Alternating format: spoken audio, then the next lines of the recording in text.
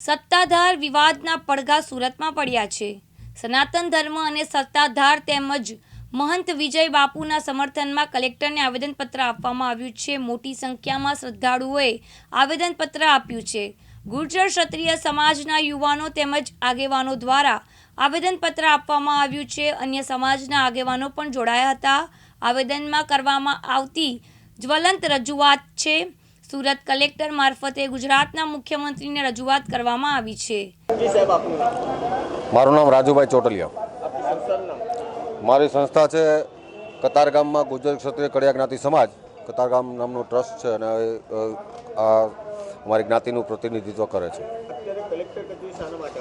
અમે છેલ્લા સોશિયલ મીડિયામાં છેલ્લા 6 મહિનાથી આ જોઈ રહ્યા છીએ કે સત્તાધાર ધામ ઉપર અને સત્તાધારના મહંત શ્રી વિજય બાપુ ઉપર જે આક્ષેપો થઈ રહ્યા છે, તો અમે કલેક્ટરશ્રીને આવેદનપત્ર આપવા આવ્યા છીએ કે આની સત્યતાથી નિષ્પક્ષ તપાસ કરી અને સત્યને બહાર લાવે।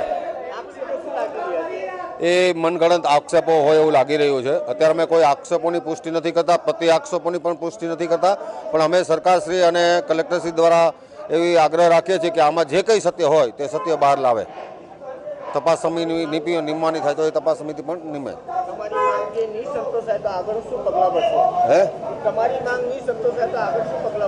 એ અમે બધા બેસીને ભેગા નક્કી કરશું। અમે એ અમારી કમિટી અને બધા ભેગા નક્કી કરીને આગળની રણનીતિ પછી નક્કી થઈ શકે। મારું નામ છે ભાવેશ કાક, ગુર્જર ક્ષત્રિય યુવા સંગઠન પ્રમુખ।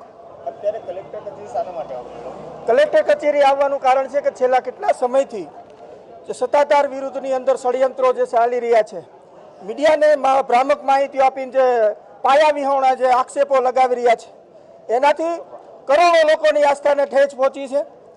અમારા જે ગુરુ છે વિજય બાપુ, એમની પણ આસ્થાને અને સત્તાધાર ધામને જે બદનામ કરવાના કાવતરા ઘડી રહ્યા છે, એ લોકોના નામ જાહેર થાય।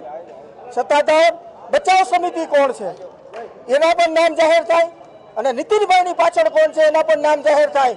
આ સનાતન ધર્મ બદનામ થાય છે, સત્તાધાર ધામ બદનામ થાય છે, અમારા ગુરુ શ્રી વિજય બાપુ એ પણ બદનામ થાય છે। તો આની એક નિષ્પક્ષ તપાસ કરવામાં આવે। આજે કલેક્ટર મારફતે ગુજરાતના મુખ્યમંત્રીને અમે આવેદનપત્ર દેવા આવ્યા છીએ। ગુજરાતની અંદર ભાજપની સરકાર છે, સનાતન ધર્મ આજે બદનામ થતો હોય તો સનાતન ધર્મને બચાવવા માટે ભાજપની સરકારે આગળ આવવું જોઈએ। આજે સુરતની અંદર પ્રત્યાઘાતો પડ્યા છે, એ પ્રત્યાઘાતો સમગ્ર ગુજરાતની અંદર ન પડે અને 18 વર્ષનું આસ્થાનું પ્રતિક, કરોડોના જે શ્રદ્ધાનું કેન્દ્ર છે, એ સત્તાધારને બચાવવા 18 વર્ષ મેદાનમાં ન આવે એ પણ ગુજરાત સરકારે ધ્યાનમાં લેવું જોઈએ। સાબિર સૈયદ, દિવ્યાંગ ન્યૂઝ, સુરત।